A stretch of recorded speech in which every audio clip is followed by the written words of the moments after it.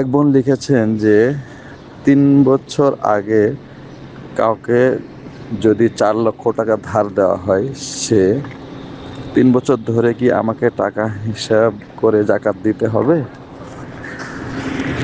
এখানে অবশ্যই আপনাকে জাকাত দিতে হবে, যেহেতু আপনার মালিকানায় এই সম্পদটা রয়েছে। যদি এরকম হয় যে তাকে আপনি একটা মেয়াদ ভিত্তিক কর্জটা দিয়েছেন যে এত মেয়াদ তার কাছে থাকবে এবং সে এটা ফেরত দিয়ে দিবে, তাহলে আপনাকে জাকাত দিতে হবে।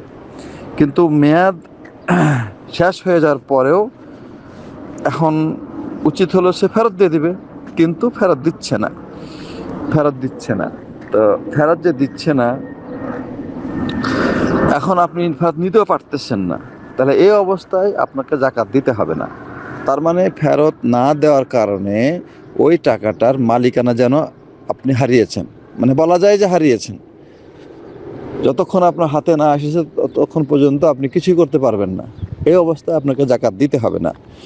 যখন আপনি হাতে ফেরত পাবেন, যদি পান, তাহলে যখন ফেরত পাবেন তখন আপনি বিগত মাত্র 1 বছরে জাকাত দিবেন। এই হচ্ছে কথা।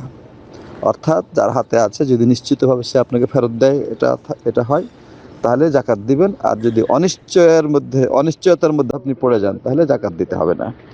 আল্লাহ তাআলা আলাম।